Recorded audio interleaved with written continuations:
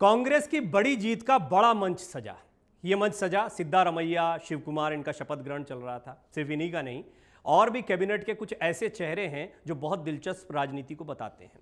कर्नाटक की राजनीति, और कर्नाटक से क्या देश की राजनीति को साधने की प्लानिंग चल रही है। इसलिए क्योंकि बड़ा मंच जो था ये सिर्फ कांग्रेस के लिए नहीं था, यह विपक्षी एकजुटता के लिए भी बड़ा मंच कहा गया। फारूक अब्दुल्ला, महबूबा मुफ्ती, नीतीश कुमार, तेजस्वी यादव, स्टालिन, ऐसे तमाम चेहरों को आपने देखा, शिवसेना के प्रतिनिधियों को भी आपने देखा। तो कुल मिलाकर कौन कौन साथ में, जिन जिनको आमंत्रित किया गया था वो सारे दल आए। कुछ दलों को बाहर ही रखा गया, तो उनकी तरफ से कोई नहीं आना था, ये निश्चित था। लेकिन यहाँ बड़ा सवाल ये खड़ा होता है कि क्या कर्नाटक के जरिए मध्य प्रदेश, राजस्थान, छत्तीसगढ़, तेलंगाना और फिर 2024 की सियासत को कांग्रेस साधने में कामयाब होगी। बातचीत करने के लिए मेरे साथ वरिष्ठ पत्रकार सुमित अवस्थी जी स्टूडियो में मौजूद हैं। सुमित जी, स्वागत है आपका। सुमित जी, सबसे महत्वपूर्ण सवाल तो यही कि पहले तो क्या कांग्रेस ने इस बड़े मंच से सबको साध लिया? बाद की चुनौतियां या विपक्ष की चुनौतियां तो अलग हैं, पहले तो चुनौती थी कर्नाटक में। तो कर्नाटक में पहले सुलझाया सिद्धारमैया और शिव कुमार का मामला, उसके बाद में जातीय समीकरणों को और बाकी चीज़ों को कैसे साधा कांग्रेस ने? देखिए, बारी बारी से बात करते हैं। कहानी के दो पहलू हैं, एक तो कांग्रेस पार्टी के अंदर का समीकरण और दूसरा कांग्रेस पार्टी के बाहर की जो पार्टियां उनको साथ को लेकर साधने वाला समीकरण। तो पहले अंदर की बात करता हूं। तो जिन मुख्यमंत्री सिद्धारमैया के साथ कैबिनेट में जो अब कुल 9 मंत्री हो गए हैं, डिप्टी सीएम तो शिव कुमार ही हैं, प्लस 8 और लोगों ने शपथ ली है, तो कुल 10 लोगों की कैबिनेट है, इंक्लूडिंग चीफ मिनिस्टर। जो शपथ दिलाई गई है, जिस तरीके का जो शपथ दिलाने का जो सिलसिला था, उसमें हायरार्की भी तय हो गई है। अमूमन ऐसे ही कैबिनेट होती है, प्रोटोकॉल भी यही होता है कि कौन नंबर 2, कौन नंबर 3, कौन नंबर 4 होगा। सारे बड़े नेता जो थे पार्टी के, ऑलमोस्ट मेरे ख्याल से 1-2 छूटे हैं, उनको शायद अगले एक्सपेंशन में ले आएंगे। उनको जगह मिल गई है, उनको कैबिनेट में जगह दी सिद्धारमैया साहब ने। और सबसे अच्छी बात है कि तमाम वर्गों को इसमें पूरा रिप्रेजेंटेशन दिया गया है। जैसे शिव कुमार साहब तो हम सब जानते हैं वोकालिंगा कम्युनिटी से हैं, तो वो आई गए, तो एकमात्र वही वोकालिंगा फिलहाल है। लेकिन लिंगायत भी आ गए हैं। एमबी पाटिल, कांग्रेस पार्टी के पुराने नेता हैं पाटिल साहब, उनको इंपॉर्टेंट पोर्टफोलियो दिया जाएगा, ऐसा मैं एंटिसिपेट कर रहा हूँ। उन्होंने शपथ ले ली है। अल्पसंख्यक समुदाय के लोग हैं, एक क्रिश्चियन है, एक मुस्लिम भी हैं, पाटिल साहब, जॉर्ज साहब हैं और एक खान साहब हैं। अगर मैं नाम देख लूँ आपकी इजाज़त से तो जी आपको शायद ठीक लगेगा। ज़मीर अहमद खान है और दूसरे नाम है जॉर्ज, केजे जॉर्ज। ये 2 अल्पसंख्यक समुदाय से हो गए, एक मुस्लिम हो गया और एक जैसी मांग की जा रही थी कि मुस्लिमों को भी रिप्रेजेंटेशन, एक ईसाई हो गया। और इसके अलावा सबसे इंपॉर्टेंट चीज़ है जो हमको नहीं भूलनी चाहिए कि जिस कम्युनिटी ने सबसे अधिक वोट किया, यानी दलित कम्युनिटी, जो अहिंदा जिसको हम बोलते हैं ना, जो सिद्धारमैया का फॉर्मूला था, उस पर चलते हुए उस कम्युनिटी को सबसे अधिक रिप्रेजेंटेशन अभी दिखाई दे रहा है। जैसे KH मुनियप्पा साहब दलित समुदाय से हैं।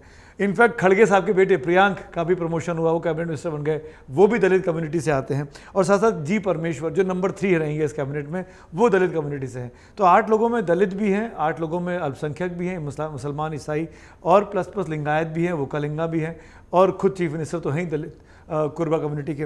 तो कुल मिलाकर अभी तक की जो कैबिनेट दिखाई देती है वो सभी वर्गों को साथ लेकर साधते हुए चलने की दिखाई देती है, जो कि एक मेरे ख्याल से फिलहाल के लिए तमाम ग्रुप के अंदर जो गुस्सा चल रहा था ना, खबरें सुन रहे थे कि इसका डिप्टी सीएम नहीं बना तो नाराज हो जाएंगे, तो उसका भी परमेश्वर साहब को उन्होंने तीसरा इंपॉर्टेंट मंत्री बना पाटिल दिया। परमेश्वर, ये 2 नाम थे जो इस दौड़ में बहुत अक्सर बोल रहे थे। हाँ, इनके बयान भी आ रहे थे कि जाती हो गई हमारे साथ, फला डिमगाना, कुछ लोगों ने उसको बहुत ज़्यादा चलाया भी। लेकिन कुल मिलाकर साधने की कोशिश की गई है। और दूसरी सवाल जो आपने पूछा, वहाँ जो लोग मौजूद थे प्रवीण, उनकी भीड़ को देखकर लगा कि कांग्रेस पार्टी ने एक अपनी टीम तैयार करनी शुरू कर दी है, जिसमें अलग अलग प्रदेश के लोग, अलग अलग जगह के लोग इकट्ठे करने शुरू कर दिए। पर ये टीम अभी कंप्लीट नहीं है, वो मैं आपको आगे बताता हूँ। जो मौजूद थे, जैसे आपने तमाम नाम ले लिए, ये वो लोग हैं जो कांग्रेस के साथ खुलकर आ चुके हैं, ये दिखने लगे हैं कांग्रेस के नेताओं के साथ, चाहे नीतीश कुमार हो, चाहे शरद पवार हो, चाहे उद्धव हो, चाहे महबूबा हो, उमर हो। ये सब लोग कांग्रेस के नेताओं के साथ हाल फिलहाल में किन्हीं मीटिंग्स में आने जाने में, एक दूसरे के घरों में दिखे, कई समर्थन में बयान भी देते रहे। हाँ, लेकिन जिनका हमको एंटिसिपेशन था कि एक बीजेपी के खिलाफ एक बड़ा विपक्षी संयुक्त मोर्चा बन रहा है, वो नहीं दिखा। उसकी मुझे कमी लगती है। जैसे ममता बनर्जी को बुलाया गया तो ममता नहीं आई, आती तो शायद बड़ा मैसेज जाता, पर ममता ने अपना रिप्रेजेंटेटिव हालांकि भेजा है, पर ममता का मंच पे होना ज़्यादा ताकत देता इस पूरे शक्ति प्रदर्शन को। अरविंद केजरीवाल को नहीं बुलाया गया। केसीआर को नहीं बुलाया गया, नवीन पटनायक और जगनमोहन रेड्डी, ये दो ऐसे मुख्यमंत्री हैं जो खुलकर बीजेपी के साथ है। मतलब खुलकर इन द सेंस कि वो ज्यादातर बीजेपी के इंक्लिनेशन उनका उस तरफ दिखता है, बिल्स पे भी सपोर्ट करते हैं, सरकार जहां फंसती है वहां सदन से वॉकआउट कर जाते हैं, सरकार के लिए रियायत का काम करते हैं, तो वो वहां पे दिखता है। और एक मायावती को नहीं बुलाया गया, शायद इसलिए नहीं बुलाया था कि अखिलेश को बुला रहे हैं तो मायावती को नहीं बुलाते, क्योंकि दोनों के बीच आजकल तलवारें भंजी हुई हैं। पर अखिलेश भी नहीं आए, मायावती को नहीं बुलाया और अखिलेश भी नहीं आए। तो विपक्ष की एकता की जो संयुक्त तस्वीर हो सकती थी, जो 5 साल पहले अगर आप याद करें 2018 में जब कुमारस्वामी ने शपथ ली थी और कांग्रेस की मदद से वो सरकार बनी थी, अभी कांग्रेस बड़ी पार्टी थी, उस वक्त जो ताकत दिखी थी वो आज नहीं दिखी।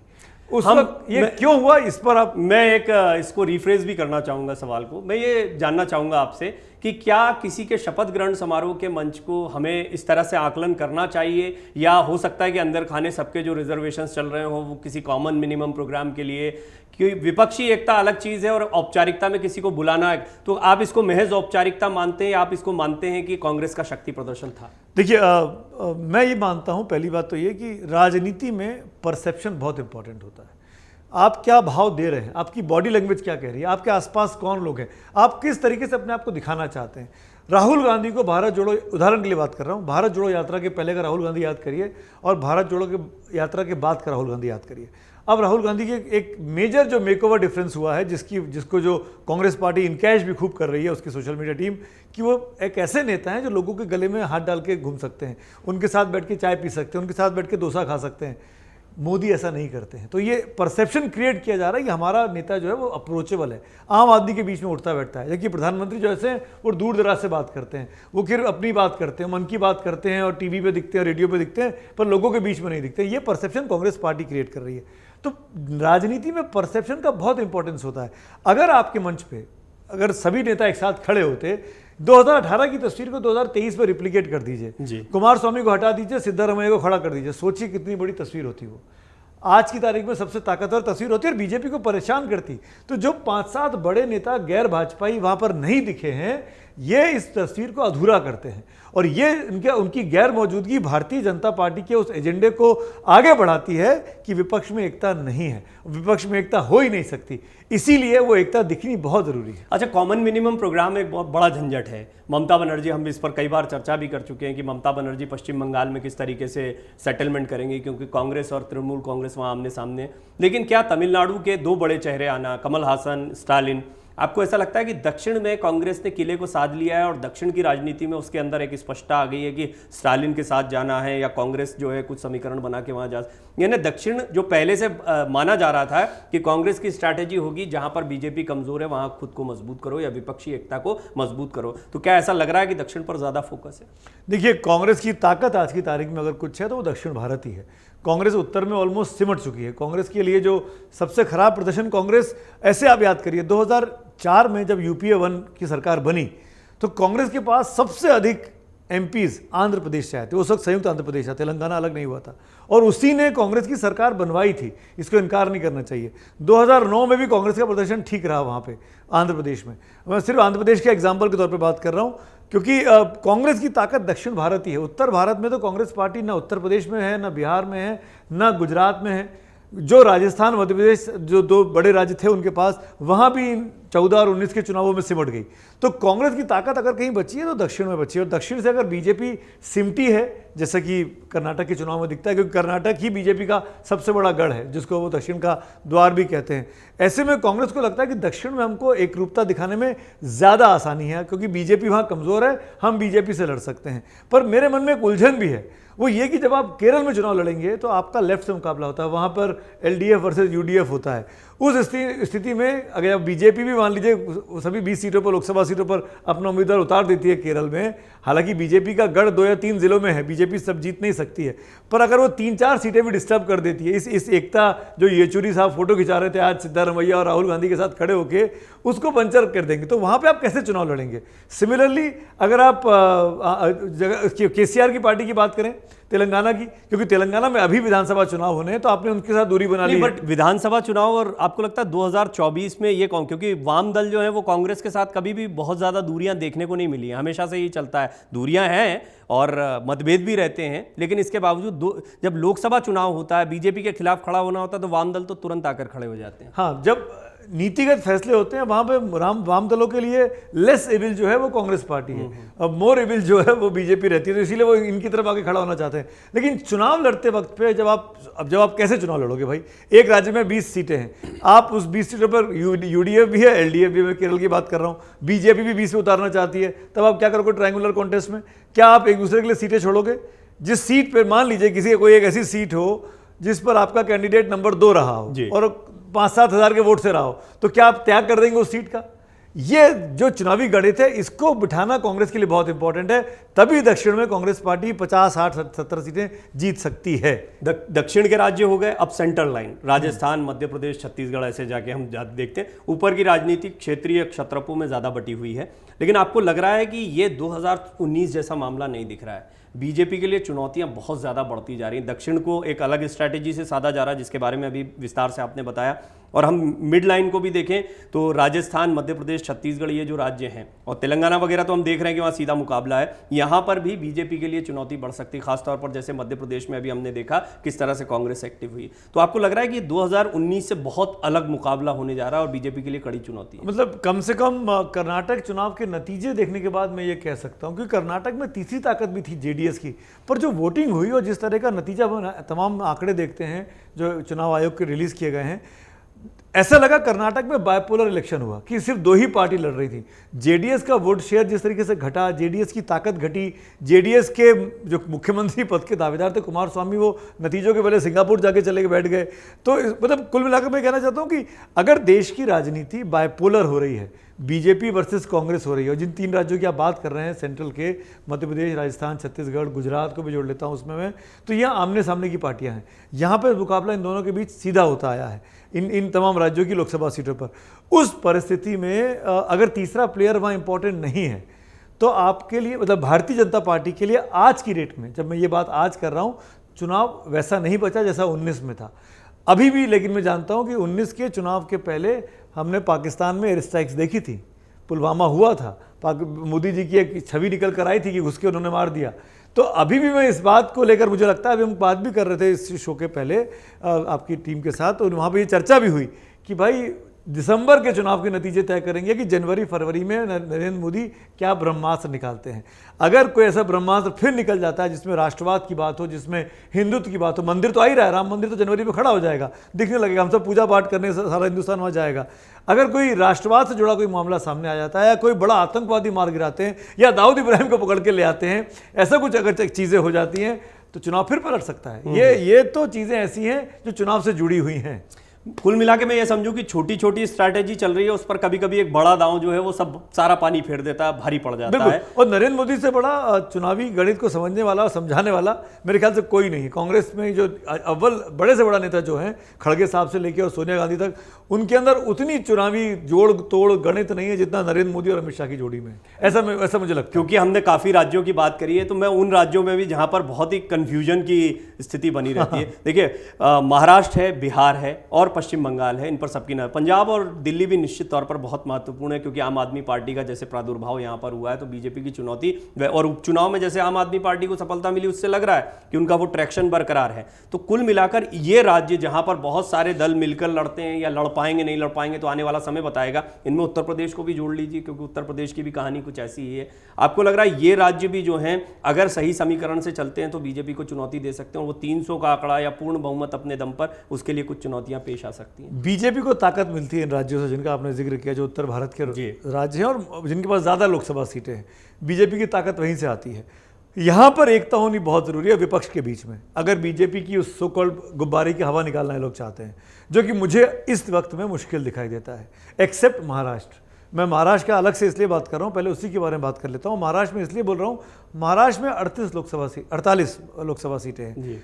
अभी जो कॉम्बिनेशन बना हुआ है, कांग्रेस एनसीपी शिवसेना एक साथ है, इस कॉम्बिनेशन ने कोई चुनाव एक साथ लोकसभा का लड़ा नहीं है। ये पहली बार लड़ने जाएंगे जब अगर ये अलायंस है वैसे हाँ, अगर ये चुनाव एक साथ लड़ने जाते हैं और बीजेपी वहाँ अकेली अगर खड़ी है या बीजेपी के साथ छोटी मोटी पार्टियां हैं, राज ठाकरे की पार्टी कह लीजिए या एक आध कोई और पार्टी कह लीजिए, तो बीजेपी के लिए महाराष्ट्र में मुश्किल हो सकती है। बीजेपी हमेशा शिंदे को आप नहीं गिनते, उनकी शिवसेना तो असली उनके मतलब पास है। ऑब्वियसली उनके पास, मैं इसलिए नहीं गिन पा रहा हूँ, मतलब ये मेरी गलती है, आप मुझसे कह सकते हैं कि एकनाथ शिंदे अभी भी अपने आप को स्थापित नहीं कर पाए कि वही बीजेपी के सपोर्ट से चल रहा है, वो बीजेपी का हिस्सा लगते हैं। हाँ, कि वही शिवसेना, इस बात को स्थापित, भले उनके पास पार्टी चली गई, पार्टी का सिंबल चला गया, लेकिन वो स्थापित नहीं कर पाए अपने आप को। यहाँ पर एक दिक्कत है। तो 48 ये जो लोकसभा सीटें हैं ये बीजेपी के लिए बहुत क्रिटिकल है, और ऐसे में अगर ये कॉम्बिनेशन एक रहता है तो बीजेपी के लिए महाराष्ट्र को साथ पाना थोड़ा मुश्किल इस वक्त दिखाई देता है। उत्तर प्रदेश में फिर वही 4 बड़ी पार्टियां, अगर सपा, बसपा और कांग्रेस लड़ती हैं भाजपा के सामने आके तो वोटों का बिखराव होगा, खासकर जो वोटर जो बीजेपी का नहीं है वो 3 टुकड़ों में बटेगा, बीजेपी का फायदा है। बिहार की बात करिए, बिहार में कॉम्बिनेशन फिर बीजेपी के लिए एक कठिन चुनौती पेश करता है। नीतीश, लालू और कांग्रेस अगर ये एक साथ मिलकर चुनाव लड़ते हैं, जो कि अभी दिख रहा है क्योंकि नीतीश कुमार ने कमान अपने हाथ में ले ली है और जगह जगह जाके मिल रहे हैं, तो वहाँ पर भी बीजेपी को कोई चिराग पासवान चाहिए होगा, कोई पप्पू यादव चाहिए होगा। हालांकि उन्होंने आरसीपी सिंह और अजय आलोक को लेकर जेडीयू में सेंधमारी की शुरू की है, और बाबा बागेश्वर को जिस तरीके से बीजेपी के नेताओं ने सपोर्ट किया, जिस तरीके से उनकी आरती वारती की, तो लगा है कि बीजेपी अपनी तैयारियां कर रही है, अकेले लड़ने के हिसाब से स्ट्रेटेजी बना रही है। अब बचा बंगाल में भी 4 पार्टियां, टीएमसी, भाजपा, कांग्रेस और लेफ्ट। अब आप क्या करेंगे, कौन किसके लिए सीट छोड़ेगा? तो और यहाँ बीजेपी अलग दिखाई देती है, बाकी 3 मतलब हो सकता है स्वाभाविक तौर पर यही साथ में आ पाए। मुझे मुश्किल लगता है, मैं जिसका आप एक साथ आना बोल रहे हैं कि तृणमूल, लेफ्ट और कांग्रेस एक हो जाएंगे, जिस तरीके से ममता आज मंच पे नहीं गई, इससे क्या संदेश जाता है? पहला संदेश ये जाता है कि ममता ने भले उस दिन बयान दे दिया हो कि आप 200 पे लड़ो, बाकी पे हम लड़ेंगे, हम आप जहां आप मजबूत है आप लड़िए, जहां मजबूत है हम लड़िए। तो ममता तो अपने आप को कहेंगी कि 42 की 42 पर मैं मजबूत हूं, आप अपना कैंडिडेट मत दीजिए। तो क्या कांग्रेस पश्चिम बंगाल में कैंडिडेट नहीं देगी? तो मैं यही कह रहा हूँ कि ये जो 4-5 राज्य, और ये एग्जाम्पल जो है ये हर राज्य के लिए, हाँ, जहां पर भी कोई क्षत्र मजबूत है। शरद पवार तो अभी से कह रहे, महाविकास आघाड़ी में कह रहे कि सीटों का बंटवारा कर लो, अब समय आ गया, जल्दी से जल्दी कर लो। अब ये काम जल्दी करना पड़ेगा। अगर कांग्रेस, मैं आपके शो में शायद लास्ट वीक कहा था मैंने, अगर मुझे अच्छे से याद है, कि कांग्रेस को ये बड़प्पन दिखाना पड़ेगा जो 2004 में सोनिया गांधी ने किया कि मैं प्रधानमंत्री नहीं बनूंगी।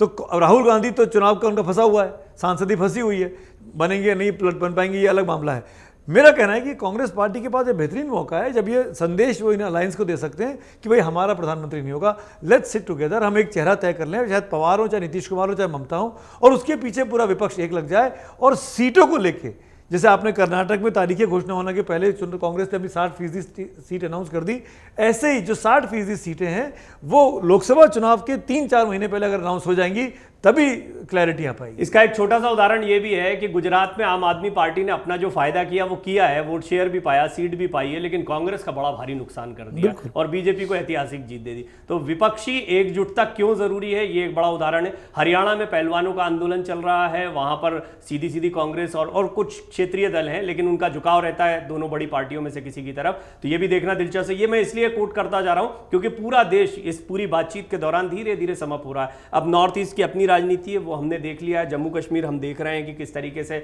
वहां पर लामबंद हो रहे हैं। तो कुल मिलाकर ऐसा लगता है कि पूरे देश की राजनीति में सही स्ट्रैटेजी विपक्ष की तरफ से जरूरी है। एक अंतिम सवाल आपसे जरूर करना चाहूंगा कि आपको लग रहा है कि बीजेपी के तरफ से कोई स्ट्रैटेजी जैसे दिखाई दे रही है, शांति है या चिंता का माहौल है, चिंतन का माहौल है कि नहीं ये वाली लड़ाई वैसी नहीं है जैसी 2 लड़ाई पिछली हो गई है? देखिए, बीजेपी को मतलब बीजेपी के अंदर चिंतन का दौर तो है। कर्नाटक के नतीजों के बाद समझ में आया कि बीजेपी भी कोर्स करेक्शन कर रही है।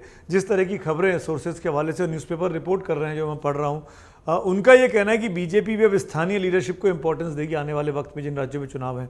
उनका ये कहना है कि टिकट डिस्ट्रीब्यूशन भी हम समय से करने की कोशिश करेंगे। उनका ये कहना है कि जिस तरीके से करप्शन को लेकर जो एक मुहिम, इनफैक्ट 2000 का नोट बंद कर देना को करप्शन से जोड़ने वाली बात के साथ देखा जा रहा है, वो जो डेवलपमेंट हुआ वो भी उसी के संदर्भ में इंपॉर्टेंट हो जाता है। तो बीजेपी के जो रणनीतिकार हैं, जो टॉप लीडरशिप है, वो अपने आप के अंदर चेंजेस लाने की कोशिश कर रही है ताकि उनका जो आंकड़ा 300 के पार का है वो 300 के पार 24 में बना रहे। ये बड़ी चुनौती है भाई। विपक्ष के कई नेताओं ने प्राइवेट कन्वर्सेशंस में कहा है कि हमको तो सिर्फ बीजेपी की 50 से 70 सीटें खराब करनी है। जहां हम उनको 273 से 50 सीटें नीचे ले आए, 225 के आसपास ले आए, तो बीजेपी का प्रधानमंत्री नहीं बन पाएगा। और ऐसे में हम सब मिलकर एक अपना प्रधानमंत्री बना लेंगे। अब वो टूटी फूटी सरकार, बैसाखी वाली सरकार कितने दिन चलेगी, वो उनका उद्देश्य अभी नहीं है कि 5 साल पूरा करेंगे नहीं करेंगे। अभी उद्देश्य है कि बीजेपी को हराना है। तो ये जो नेगेटिव अप्रोच है विपक्ष का कि उनको हराना है, इससे काम नहीं चलेगा। उनको यूपीए की तरह कॉमन मिनिमम प्रोग्राम देना पड़ेगा।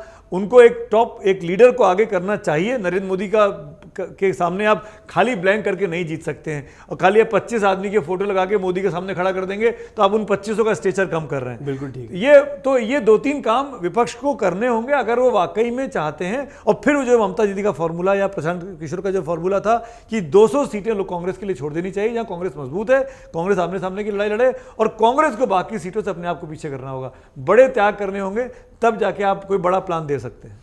बड़ी लड़ाई का बड़ा मंच क्या ऐसे साध पाएगा विपक्ष 2024 को, या कांग्रेस ऐसे साध पाएगी विपक्ष को? ये बड़ा सवाल है। आप अपनी राय इस पर जरूर लिखें। मन से उजाला कर चले, मन से